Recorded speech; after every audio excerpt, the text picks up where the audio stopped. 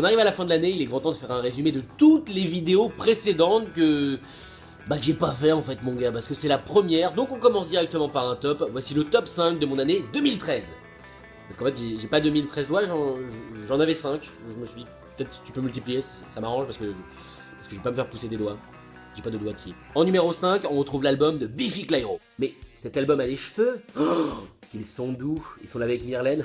Oh mais oui, mais cette vanne à 35 ans, elle ne marche plus. Si j'ai choisi l'album de Biffy Clyro, c'est déjà parce que il est gros, du coup c'est un des seuls que j'ai réussi à retrouver, c'est le côté pratique. Et pour de vrai, c'est surtout parce que la musique m'a complètement transcendé. Il est sorti en janvier, il faisait froid, il faisait gris, les clodos mouraient. Bon, remarquez, c'était bien, il y avait de la viande gratuite.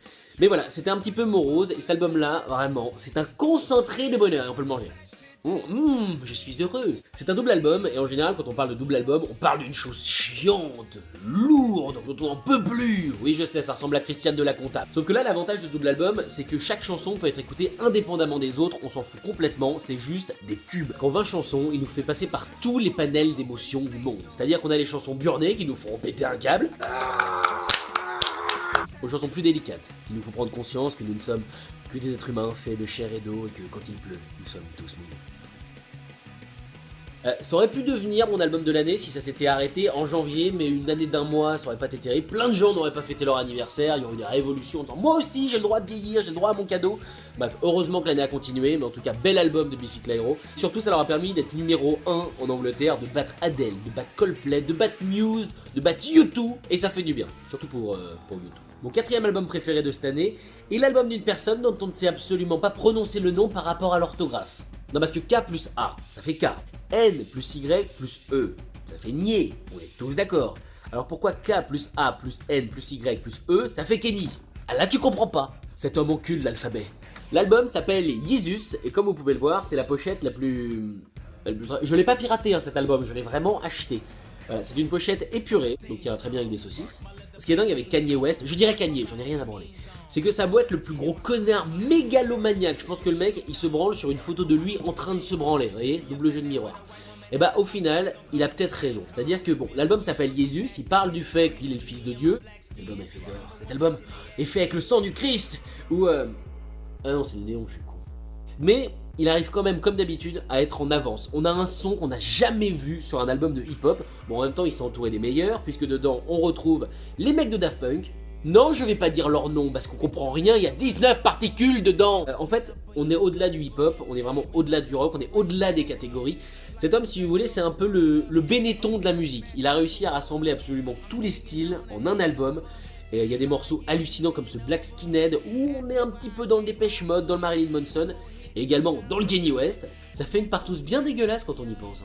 Ouais. Pour aimer cet album, faut juste être fan de musique. Oh mais c'est beau ce qu'il dit. Applaudissons. A mon avis, après pour cet album, la seule chose qui peut diviser, c'est comment on l'ouvre. Est-ce que tu le fais avec un couteau pour pas laisser des traces là, ou alors t'en as rien à foutre des traces, parce que t'en prends. Donc tu grattes comme un connard, et ensuite ton album tu le retrouves jamais, parce que de toute façon une fois que tu l'as rangé comme ça, t'es persuadé de jamais le revoir. Parce que j'en peux plus, moi. Hein, ça fait des mois que je réfléchis à la question, je l'ai même pas ouvert cet album, parce que j'ai pas trouvé la réponse. Non, je l'ai téléchargé illégalement. Mais comme je l'ai acheté, ça rattrape. En troisième position, levrette. On retrouve un album qui n'a pas été plus haut juste parce qu'il y a deux meilleurs albums par rapport à lui. C'est l'album d'Eminem. Un album en 3D. Oh, dans ta gueule James Cameron.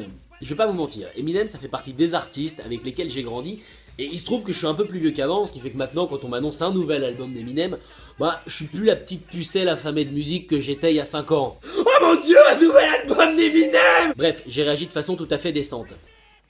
D'organes surtout. Alors comme Eminem fait partie de mes artistes préférés, en général je suis hyper critique. Ils ont pas intérêt à me décevoir parce que j'ai mis énormément d'argent, de temps et de passion, et bientôt d'un tatouage dans le dos pour cet artiste. Donc du coup, j'appréhendais un petit peu, surtout qu'on va dire que les 3 derniers albums d'Eminem, qui sont encore Relapse et Recovery, étaient comment dire, pas pourris, mais vraiment pas terribles, en tout cas au niveau de l'artiste et de ce que peut faire Eminem.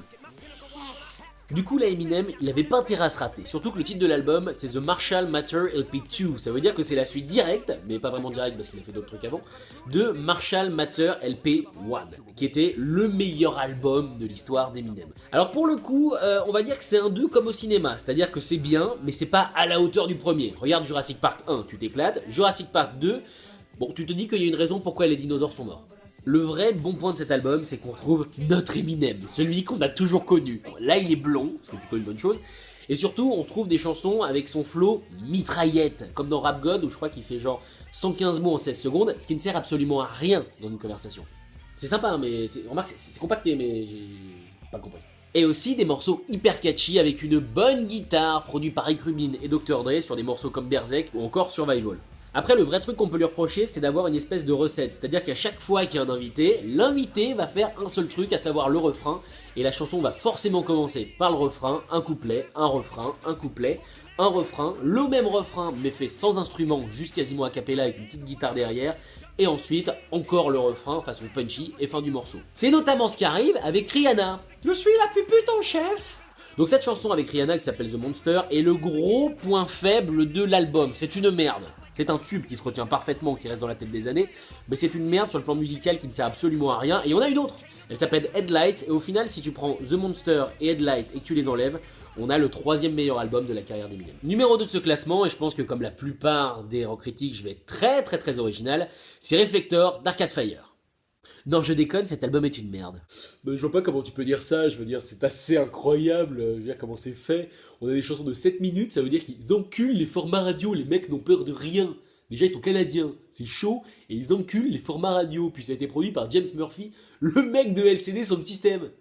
Le mec qui a révolutionné les écrans plats, je te le rappelle. Dans le vrai numéro 2 de mon classement, c'est l'album des Arctic Monkeys, AM. Cet album est numéro 2 de mon classement parce que les Arctic Monkeys ont prouvé une chose avec ce AM, c'est qu'on peut toujours être aussi excellent, toujours être des génies, toujours être crédible et toujours marcher commercialement, sans forcément refaire ce qu'on a fait sur le premier album, à savoir des trucs bien punchy, bien efficaces, parce qu'ils avaient 16 ans et qu'à 16 ans on aime bien quand c'est rapide. Je te jure, c'est la première fois que ça m'arrive. Parce que c'est vraiment la première fois que ça m'arrive. Cet album est dingue de maturité, c'est assez incroyable. En fait, ils sont partis dans le désert, et là ils ont trouvé un son plus lourd. Aucune chanson vraiment accélérée, à part la chanson Are You Mine, qui pour moi est la meilleure chanson de l'histoire des Arctic Monkeys. Des ballades incroyables comme Mad Sounds ou Number One Party Anthem, où là, Alex Turner pense qu'il est Elvis. Il danse vraiment comme ça. Je l'ai vu en vrai de mes yeux. Et ce qui est bien avec cet album aussi, c'est qu'il est ludique, on peut jouer avec la pochette. Une moustache, des yeux, des seins, des petits seins, des seins de nains, des snows. Tu as vu ma nouvelle cravate Arctic Monkeys? Un nœud papillon. Imagine que si les Arctic Monkeys, ça devient le meilleur groupe du monde, et du coup la planète leur appartient, ce sera la planète des singes, et du coup ça voudrait dire que c'est pas un film de science-fiction. Et on arrive enfin au moment où vous attendez tous, si vous êtes restés jusque là, sinon c'est que vous vous êtes barrés et que vous l'attendiez pas forcément, à l'album que j'ai préféré cette année, à savoir celui des... Il arrive. Oh là là, il pousse. Oh mon dieu, c'est un champignon, c'est incroyable, c'est l'album des Queen of the Stone Age, Like Clockwork. Ça faisait 7 ans qu'on attendait un nouvel album des Queen of the Stone Age, et ce que j'adore particulièrement dans cet album, à part le fait que chaque chanson est une merveille, c'est qu'ils ont vraiment pris tout le monde à contre-pied. En général, quand on pense Queens of the Stone Age, on pense gros stoner qui tâche et chansons qui tabassent. Ouais. Et du coup, ce qui est fort dans cet album, ma chère Jacqueline, c'est que si on enlève My God is a Sun, il n'y en a aucune qui tabasse vraiment. On n'est pas dans un album de stoner, on est plus dans un album de rock, et on retrouve pourtant tous les ingrédients qui font qu'on aime les Queens of the Stone Age. On a le côté sexy et sensuel avec Smooth Sailing, le côté mes hanches sont en feu, c'est incroyable. On a les chansons plus délicates, qui mettent la petite larmouchette à l'œil du nez. Non, ce ne sont des mots qui n'existent pas. Je vous mets au défi, avec mon doigt, d'écouter Like Clockwork, d'écouter I Appear Missing et d'écouter The Vampire of Time and Memory sans avoir une petite larme qui coule. Sinon, c'est que vous êtes un robot. Et à ce moment-là, sur une note de 1 à 10, dans la vie de tous les jours, il est cool comment Terminator? Et enfin, la production de cet album, qui est une réussite, puisque de toute façon, Josh Homme réussit absolument tout ce qu'il fait. Ok, il a pas réussi sa couleur de cheveux, mais il est musicien le mec, il travaille pas chez Franck Provo. Et le dernier truc vraiment génial autour de cet album, c'est l'histoire qui l'entoure, puisque... En fait, je vais vous raconter un truc. Josh Homme fait 1m200 à peu près, et 2000 kg, c'est-à-dire que c'est une grosse brute. Et pourtant, il est passé sur une table chirurgicale, il a failli mourir puisqu'il se faisait opérer d'un organe très important dans le corps carrément vital, à savoir la rotule. Vraiment, des fois, il y a des anesthésistes qui gèrent pas très bien leur métier, ce qui fait que pendant 30 secondes, il a été cliniquement mort, il a vu de l'autre côté, et en fait, ça l'a plongé dans une grosse dépression quand il est revenu, puisqu'il est passé à rien, pas de crever. Et c'est pour ça que sur cet album, il y a ce côté très nostalgique, ce côté très sombre, et très justement émotionnel. Ah oui, mais je vais pas parler des invités, parce que comme d'habitude, les Queens of the Stone Age invitent une multitude de petits copains. On retrouve dessus Elton John, qui là pour le coup est une petite copine. On retrouve Alex Turner des Arctic Monkeys, et après il y a les habituels comme Mark Lanigan et tout ça. Donc voilà, meilleur album de l'année, les Queens of the Stone Age avec Like Clockwork. Merci beaucoup d'avoir regardé cette vidéo, n'hésitez pas à aller liker ma page Facebook, nous sommes de plus en plus, puisqu'hier on était 0 et maintenant on est au moins 2. Au revoir.